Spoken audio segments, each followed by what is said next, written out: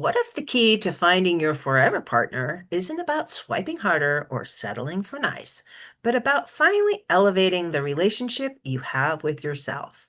In today's episode, our guest shares her journey from being lost in the south of France to becoming a certified coach who helps women stop wasting time on almost right men and instead meet the match who truly fits. Hi, and welcome to the You World Order Showcase podcast, where we feature life health transformational coaches and spiritual entrepreneurs stepping up to be the change they seek in the world. I'm your host, Jill Hart, the coach's alchemist, on a mission to help coaches and entrepreneurs amplify their voice, monetize their mission, and get visible, leveraging podcasts and Substack. Today, we are chatting with Lena Ehrenberg. Lena is a certified life and relationship coach dedicated to helping women transform their love lives from being frustrating to fulfilling. Her own journey began in the south of France, where she first realized she had the power to choose how her story would unfold. What started as a search to improve every relationship, especially the one she had with herself, has evolved into her mission to guide women in dating with clarity and confidence. Lena believes we are at a crossroads in how we approach relationships, and that now is the time to step up, elevate, and connect more deeply. Welcome to the show, Lena. It's great to have you with us. Thanks so much. It's wonderful to be here. All right, let me ask you the big question. Are you ready? Yep. What's the most significant thing, in your opinion, as individuals we can do to make an impact on how the world is going? I think that we all can and need to strengthen the relationships we have with ourselves, first and foremost. They are our foundations. They are, they're what hold us up. And that's what's holding up all of our other relationships. And when I talk about relationships, I'm not talking just about romantic relationships. It's not about dating, living with someone, being married. Everything in life is a relationship. We have relationships with not only with other people, with family and friends, and business associates and acquaintances. I have a lovely relationship with the cashier that I see most regularly at my local grocery store, right? But we also have relationships with concepts. We have relationships with money. We have relationships with business in general. We have relationships with health, with our health, with other people's health. So it's really sorting ourselves out and strengthening our foundations of our primary relationship is so important. And it's like I realized one day that the only relationship that we are guaranteed to be in till death do we part is the one we have with ourselves. I once heard that if I think it was in relationship to cooking something somewhere Uh, along the line, that as a family, we liked to cook and we were very good at, oh, this is delicious. We made it ourselves. And it was back in the day when people would tell you you shouldn't promote your own self. And it's gone mhm. from, that's kind of gauche to say I'm great or this thing that I created is fantastic. But really, it's a matter of if you don't like it, why should anybody else? And if you can't rave about it, what's the point? Yeah, And yeah, I love that we're opening up the idea of relationships into other other things rather than just, you need to find a partner, get married, have kids, and settle down in the Barca Lounger and die. Because, that was the yeah. American dream. I know most people don't realize that, but that's kind of a nightmare. Yeah, to have a rec room for your Barca Lounger. Yeah, exactly. And that is still a dream for a lot of people. And if it's someone's specific dream, that's wonderful. But when it's the idea that that ought to be, that any dream ought to be the dream for everyone, that's where it really falls off the rails, right? But I love what you just said, Jill. Can I go back to that for a second? And you were talking about we're not supposed to be publicizing ourselves, or however you said it, like, oh, we really love our own cooking and we love that. I can't imagine that there's a problem with that. But here's the other thing about that idea. I don't know if you've ever heard the phrase, you have to love yourself before you can find someone to love. I don't agree with that phrase. What I do think is the truth is you have to love yourself in order to allow someone else to love you. And it's so true that so many of us have come up in generations where we've been told to play small and don't brag. That's the word, right? Don't brag. And, but that's part of how we reinforce how we're feeling about ourselves. And if we are proud of something, we have to let ourselves feel proud. And if we love something about ourselves, we have to let ourselves love that. Because if we can't embrace ourselves, all of ourselves, Mhm. that's when we run into the issues with, he's saying all these nice things about me. Why? What does he want? He wants to get to know you and he wants to let you know that he thinks wonderful things about you. Well, but and that puts up the walls and that puts up the barriers between people having the relationships that they know that they want. I, I love that. And it's such a subtle difference, but it is actually very profound in that if you don't allow yourself to be yourself and recognizing the things that you're strong at, but also the things that you're not so great at. Mhm. And you don't have to go around saying, oh, I'm terrible at this. But acknowledging that you don't have to be the best at everything. And a lot of us were raised with, you need to make straight A's. Well, straight A's implies that you're good, exceptional, not just good, but exceptional at everything. Nobody's exceptional at everything. It's okay to fail in one area if you are really exceptional in another. You just need to find other people that are really good in that area that you're weak in. And if you recognize your weaknesses, it allows you to be able to gather support Yeah. in that area. You don't have to be good at it yourself, but you do need to be realistic about what you're capable of. Yeah, and if you can find the support, you can get better. Mhm. But if you're only shaming yourself, if you're comparing, and this is the thing a lot of us do, right? The compare and despair. We compare something that we are not as strong at with other people who are particularly strong in that. And then that's a really off balance sense that we have of ourselves. Mhm. The other thing about what you just said is I got double certified in life coaching and weight coaching and weight management coaching, weight loss and management. And at the beginning of the pandemic in 2020, when a lot of us were sitting at home and not getting out a lot, unless, all the people who were walking their dogs 12 times a day until finally the dogs went on strike. But if we weren't doing that, like I didn't have a dog. I was spending a lot of time on my porch, which all my friends know that I love, but I had weight loss clients at the time. And I remember a particular conversation on social media, someone commenting, well, someone saying, I've gained so much weight, I don't know what to do. And there were like 40 comments about how everyone else felt the same way. And I don't, I'm just, I'm gaining all this weight and I don't have, my gym is closed and I don't have the motivation to go exercise. I don't know what to do.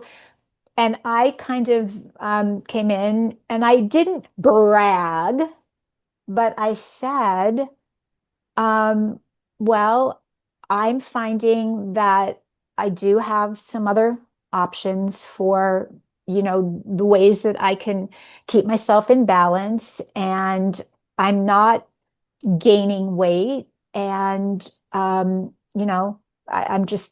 staying at the weight that I want to be at, and some clients who are losing, and you know others staying where they want to be.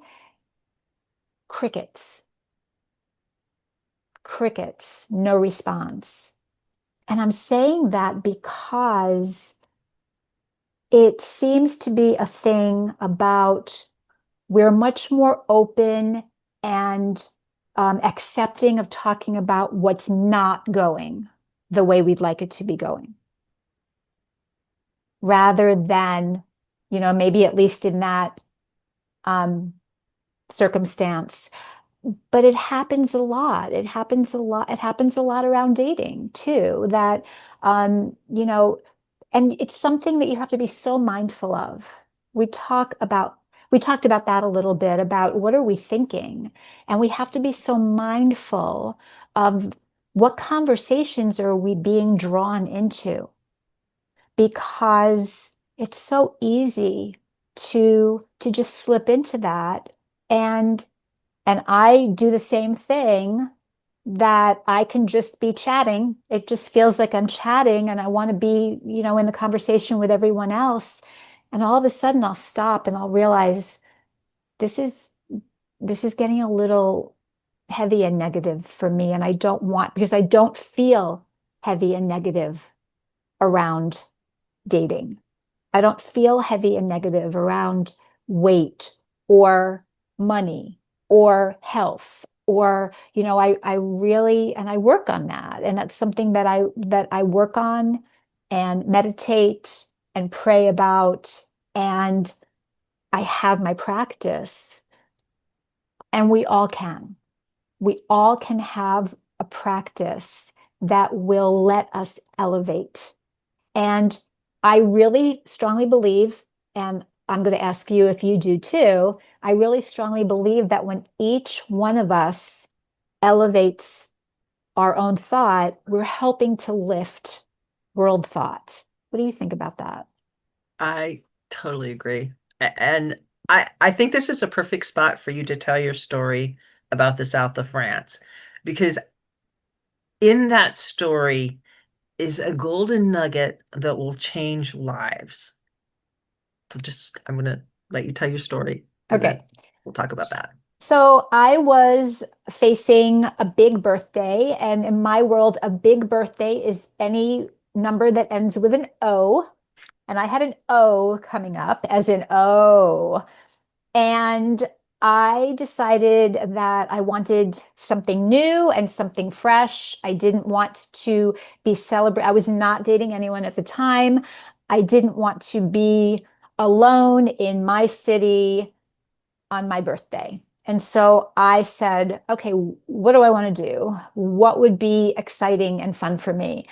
And I've always loved France, and I've always loved Paris. And I said, so I guess maybe I got the idea because I had heard something about this, that there are tour companies where you can take a tour, and they might be biking or walking or hiking tours. And you choose your country and you choose your itinerary, and you get yourself from town to town on the tour. And there's a van that comes in the morning and picks up everyone's luggage, takes it to the town where you're going to wind up that day, where you're going to spend overnight. And then the next day, everybody gets up and does it all over again.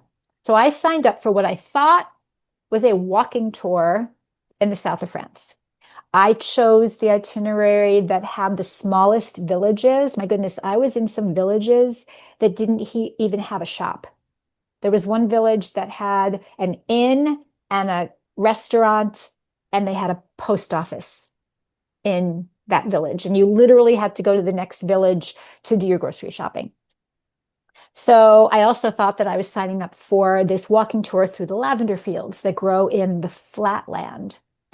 So this was pre-internet. You could not book your own travel at the time, or I didn't have the facility and the ability to be able to do that. So I called a friend of my parents who was a travel agent. I said, this is where I'm going. This is the week I'd like to go. They take care of all the arrangements within this week, but you get me there and coordinate all of that and then get me to Avignon and Paris after that? Great. So, and then I have the tour company send her all the information. Mhm. So I just took the shopping list. What do I need? So I was working up until the day I was going to leave for the tour. She called me and said, hey, did you read this? I think you really need to read this. And I said, no, I don't have time. I have a copy of it. I'm going to read it on the plane when I have hours to read. No, I think you need to read this before you go. I don't have time. I don't have time. And remember that. Remember what she said to me twice and what I said, because I have since realized it's integral to what happened. So I get on the plane, I open up this booklet of all the information, and then I find out that um, it's a little more involved than I thought it was. Well, I think I knew it was a self-guided tour. There was no guide leader. I had to Mhm. figure it out. So I said, huh, oh, okay. And then I started to read about the terrain of it and it's much more mountainous than I thought it was going to be. That's kind of weird. What's that about? But I had bought hiking boots because I thought I would walk in hiking boots, so that was fine. So I get there, get to my inn in the morning. They pick up my luggage. I go to start the tour. I couldn't find the trailhead. Like, this was literally to be hiking in the woods, in the forest, in their national forest hiking trails. I couldn't even find the trail to leave town and get into the forest. And I just didn't know what to do. I didn't know what to do. And I turned around, went back into the village, and I was just walking around and wandering around. I thought, well, let me go back and let me see if I can figure it out. I went back and forth like 3 or 4 times. And finally, the last time I was beside myself and I said, this is crazy. What did you do? I start wandering around and I could feel it all coming on. I could feel the tears coming. And I sat down on a curb and just burst into tears and sat there for a couple of minutes, just sobbing. And then I became aware that I was like, these cars are going by really, really quickly. What is happening here? This little village, what's happening? Well, I looked up. I had wandered into the middle of a traffic circle. I was sitting on the curb and there was like a monument or something behind me in the middle of all this going on. And it was a traffic circle where cars were coming from different places and, yield to the Mhm. left or to the right and all of that. And I was sitting there and I said, oh, and, and I had a moment. And in that moment, the thought came to me, well, you can sit here and keep crying and then you can go home and tell that story for the rest of your life. Or you can figure this out. You've got 10 seconds. Go. And it was in that moment that I realized I was conscious of the fact that I had a choice and I could decide which direction my story was going to go in. I could decide where I would wind up and how I would tell the story. And I never realized that before in such a tangible way for myself. And so I got up off the curb And I very carefully looked around me and made sure that I could get across. And I got myself back across and I wandered into a park. And in that moment of my just allowing myself to go where I just felt like I was being led, that's when the other part of this story started happening. Angels showed up for me. And when I say angels, I mean people. People showed up for me exactly where I was at every point in this trip. And so I was in the park, I was sitting at a picnic bench. I noticed a couple sitting on the grass on a blanket having a picnic. And I thought, oh, how sweet, a nice French couple, and they're having a picnic. And then I realized that I could overhear their conversation. They were speaking English. And they noticed me and they saw that I was alone and they beckoned me to come over to them, which I thought was lovely. It turns out they were a couple from Boston on their honeymoon. What are you doing? What are you doing with a knapsack and hiking boots in a park? What are you doing? I said, well, I'm supposed to be in the woods. Can't find it. Can't find the woods. And I had my maps. I knew where I was supposed to wind up at the end of the day. They said, we're going to take you there. Come share our picnic. And after we're done with lunch, we're going to take you there. I said, I can't. That's cheating. And they said, as long as you wind up each night at the inn that you're supposed to be at, it's not cheating. It's called getting yourself where you need to be. That was another huge lesson in that moment. I didn't know. Okay. And so it was really lovely. We had a lovely hour together and they drove me to the next village and all of that. When I was checking in to the that inn that night, I was standing at talking to one person, very small inn, very small desk, and then there was a couple who walked in and stood next to me, and they were speaking to someone. They spoke English with American accents. So I turned around and said hello, and they introduced themselves. Guess what? They were on the same tour that I was with the same itinerary, but they had actually hiked that Mhm. day and gotten themselves to that inn. But they said, well, that's okay. You got here, you're here now. And we hiked together for the rest of the week. So nice. So not only that's the other thing about when we elevate our thoughts, we are elevating the entire world. And I think you know this, isn't it easier to interact with people, to even see people to interact with when our heads are up and looking out at the world rather than when our heads are down, literally? Mhm. And that's how we help elevate and enhance the world for everyone. And so that was So it many was points. so So many yes, points in this story. so many nuggets in this story. I mean, that's why. And I do want to go back really briefly and capture what I said earlier. Remember what I said about she asked me twice, have you read this? She said it twice. I think you should read this before you go. If I had read it before I go, I think I might not have gone because that's where my head was back in those days. Mhm. I either wouldn't have gone or I would have tried to change my itinerary because I would have been too scared to try it alone. But by resisting, I taught myself this huge life lesson. So sometimes, so now I'm going to say it to all of you who are watching and listening, sometimes saying no to something is the absolute right thing to do. But it depends on where that no takes you. As long as it doesn't just stop you.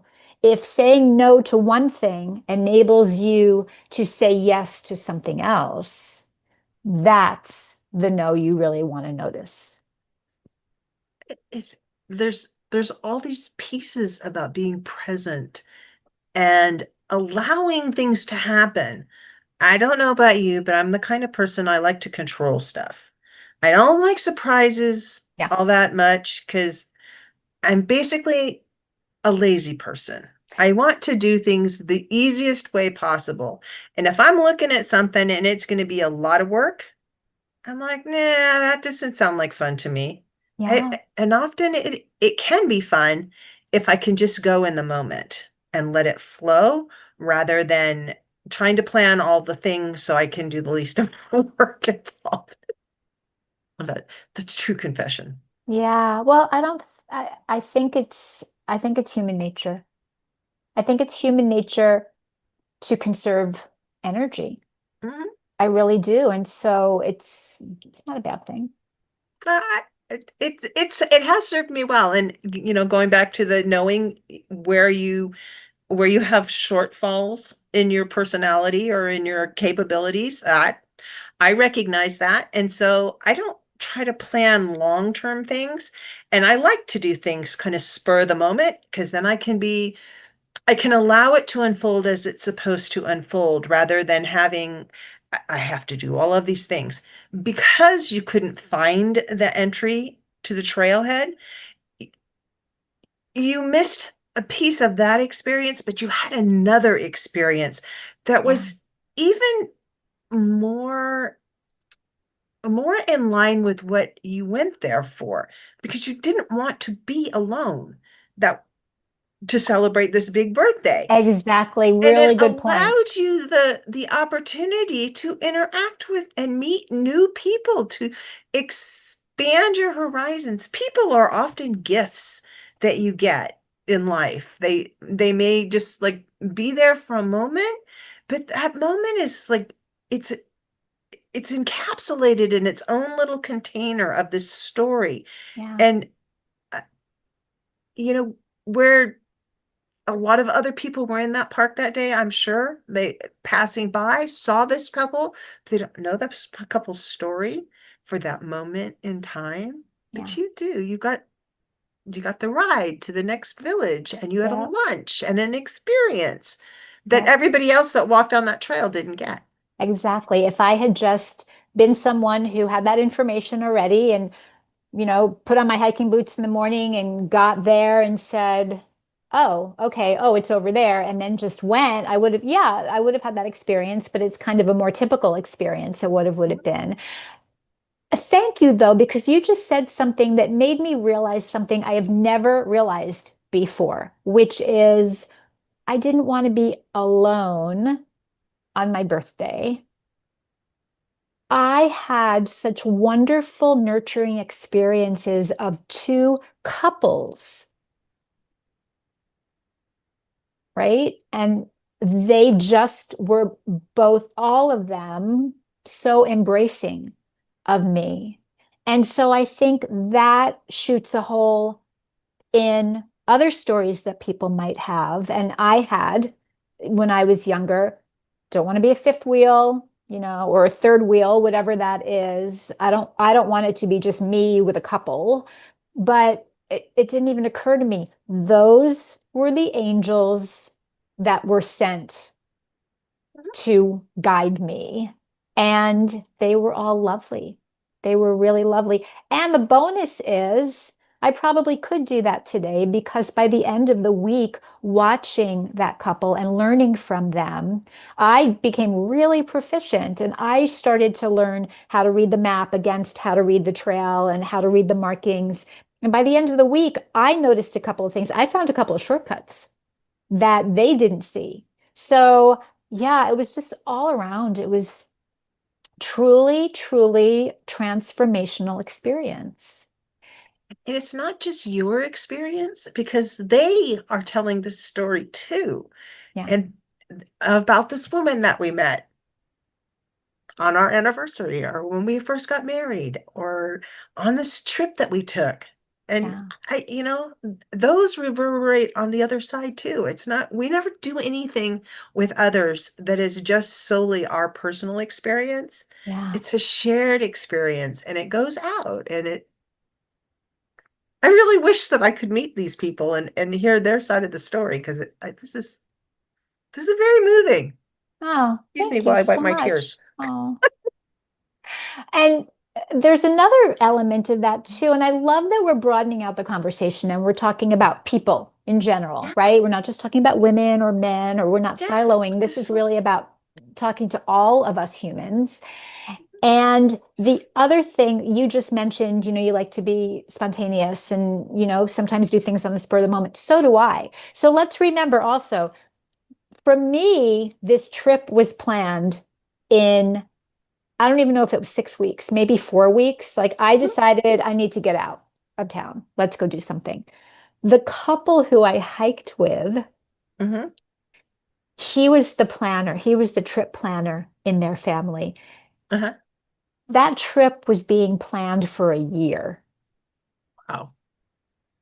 And then when we parted at the end of that week, and they were just so lovely, I said, "So what are you going to do next? Where are you going to go next?" And I think she said to me, "Oh, next year we want to go to Italy and do this again. He's going to start planning tomorrow when we get home." And I thought, oh, that's amazing. I can't imagine planning anything a Yeah. year ahead. But look at how the world works, because we can be so different and have such unique qualities that nobody else around us has. And yet we're doing things together. We have other things in common. Somebody has something to bring to the party that's different from somebody else. It's all part of the lesson. Life is a big bowl of stone soup. It is. I often think that, and the I I'm encouraged when I talk to people, and everybody has this beautiful light that they're shining in the world. That's their job, is just to shine the light that they're here to shine. And they don't have to be responsible for all the other lights out there. By shining your light, you allow other people to shine theirs. And that way the whole world gets illuminated, rather than feeling like you have to be responsible for everything and you have to know everything, Yeah. and you have to be the one that plans it and figures it all out. And it's why we thrive on communities, and we thrive on relationships, and relationships change and shift, and some are longer term than others, and sometimes they weave kind of in and out of our lives. Hmm. The longer I've lived, and the more I've seen people cycle back in, and then they cycle out, and then they cycle in, and then they cycle out. And it's does it say anything about either of us personally? It's just like it's how the melody is going. Yeah.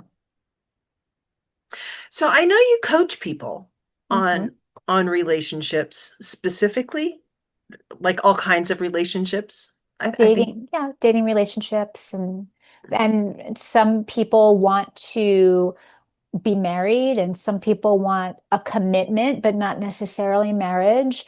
And some people might just want to be able to date. There are a lot of people who have not dated in a while for a variety of reasons. And so maybe they just want to be out dating. And, I always like to remind people dating is actually a social activity. It's perfectly acceptable to just be dating. But if you're going to be dating, whether your intention is to get married or have some other kind of commitment or just be dating for a while, I think everybody ought to have fun dating. And a lot of people aren't having fun. And so that's what I really like to offer to people as well. Let's remember that it's social. Let's remember that it can be fun. And it isn't it just fun to do things that are fun? yeah, makes life much better. Right? We don't think about that a lot. I can do something just for fun. You can. You really can.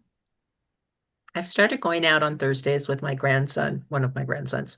Oh, We go to the park. He's 4, oh, and okay. he's he he's all about the experience, and he's really into having fun, and he does a bunch of stuff. This park is an amazing park. It's got like a water park, and it's got two actual playground parts, and then Oh, there's wow. a skate park that actually came about because of his uncle. His uncle passed, and his grandparents, his other grandparents, they built the skate park for the town Oh, with the wow. proceeds that they'd gotten from the death of their son. Oh, So it's so cool to watch him play over there. And he's little, but the big kids there, they're so patient with him.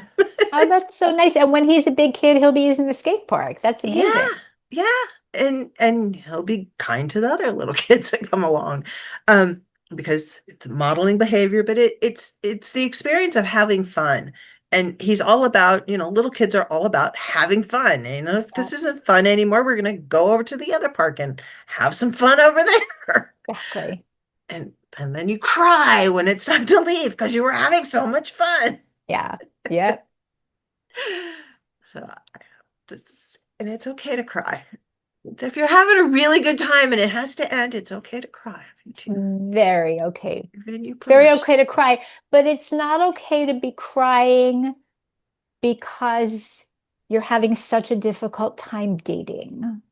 That's Yes. where I say no, please no Oh, crying over that. And there are a you should be lot of crying because women. this date had to end and you were having Exactly. so much fun. Exactly. Exactly. And I don't know if men are necessarily going home crying over date that wasn't fun, but there are a lot of men who aren't having fun dating either. And going back to the conversation about elevating the whole world, I want men to be enjoying the experience as much as I want women to be enjoying the experience.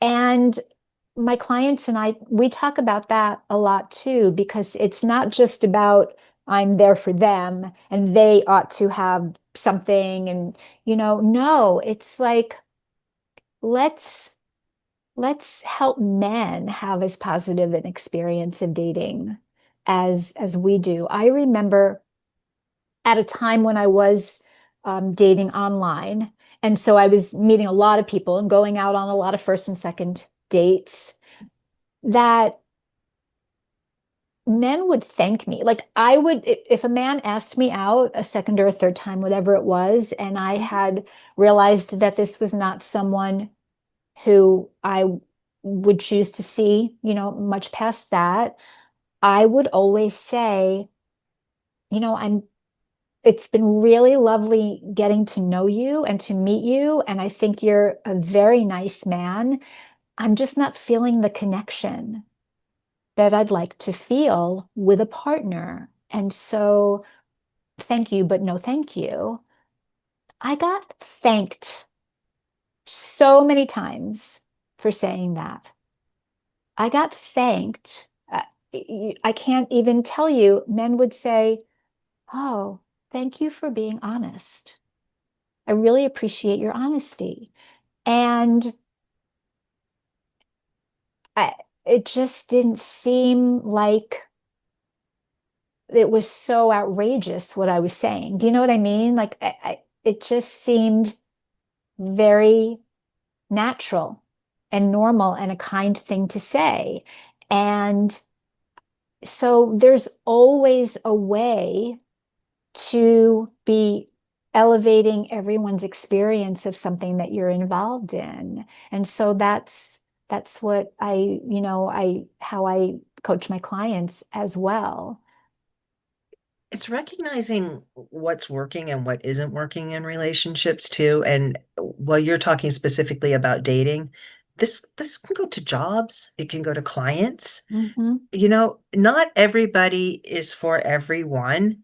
And with these dating apps and the way that we're meeting people these days, it's it's you're gonna filter through a lot of people really fast, Yeah. and you need to filter through fast.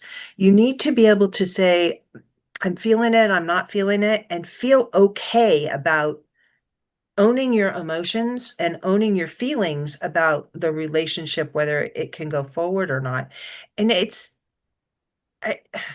s- I think there's this illusion, especially in younger women, that, I've just got to take the first guy that seems okay.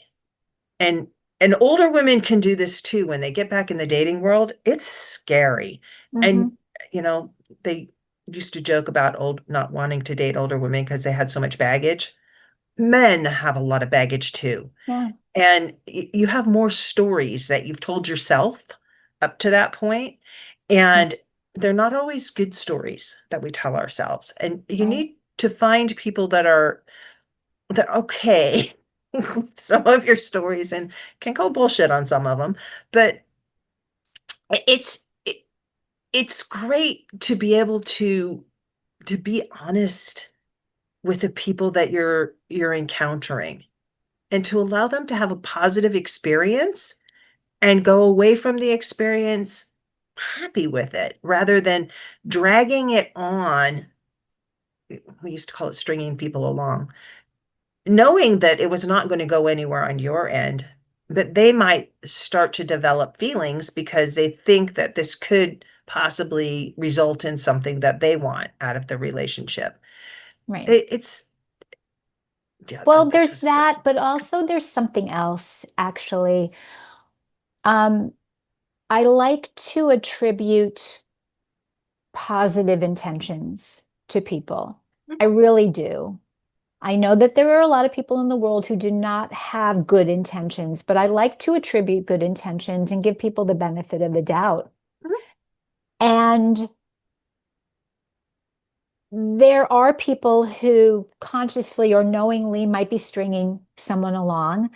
But what I have heard from just being out in the world and talking to women, what I've heard is it's more likely that women stay with men who they like, who are very nice. It's a very nice relationship. They're, they get along and all of that, but there's something not there for them. There's something that, okay, I guess the word missing, there's something that's missing for them that they wish they could have in a relationship that they don't have in that relationship. And that's more likely. It's much more likely. Again, this is what I've heard from women. settling. Well, I guess it's settling, but when they're in it, I don't know that they're conscious that they're settling. They're saying, oh, but he's so nice. So to them, they're acknowledging that this person is nice and the relationship is nice enough. I don't think they've necessarily thought, oh, I'm just settling, but it's more like, but it's nice and it's good. How do you end that, especially when the world is the way it is and what's out there? And why don't I want to just be with someone who's nice? Why don't I want a relationship that's just good? It's kind of the society we're in right now is, bigger is better and gargantuan is the goal, right? Because I'm sure Yeah. you hear it. You coach coaches, and so there's the business aspect of it and the entrepreneurial aspect of it, but there's also the Instagram aspect of it. And that's the other way that I always say that whether or not you're using dating apps or you're dating online, technology has changed the way we date for everyone, no matter how you're meeting people. And I think partly that's the Instagram component of we all see online, we all see people talking about their literally picture perfect lives. And it makes us think that we should want more than we have. And sometimes good is good, and nice is good, and kind is good. And sometimes you know that you do want something different, And it's okay. and it's okay. So, Lena, how can people find you if they want to work with you more? Well, I would like to offer to you that if you are not dating and you want to be, or if you're dating and you're not having any fun, I would like to offer you a free gift, which is my guide to the 3 essentials that will help you meet your match. And there's actually a few bonuses in there, so it's more than 3. It's very simple tools and techniques for you to really make a shift in the way that you're dating or to help you get started dating so that you can do it in a very different way. And you'll start to meet very different people and have very different types of interactions. And you can find that at my website, which is lenaehrenberg.com. And it's slash 3 essentials guide, help you meet your match. Or you can just go to my webpage, homepage, lenaehrenberg.com. Scroll down, you can get it there as well. And I'm also on Facebook and Instagram at Have More Love. Awesome. Thank you so much for joining us today. Thank you. This was really wonderful. Thank you so much. I had such a good time.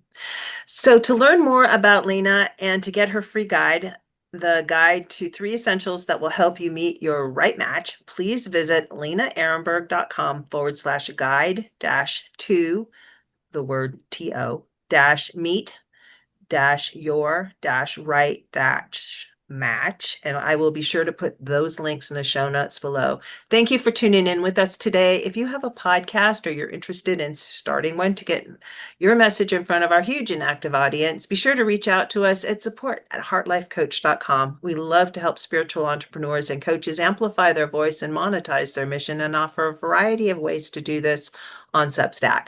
Join us for our next episode as we share what others are doing to raise the global frequency. And remember, change begins with you. You have all the power to change the world. Start today and get visible.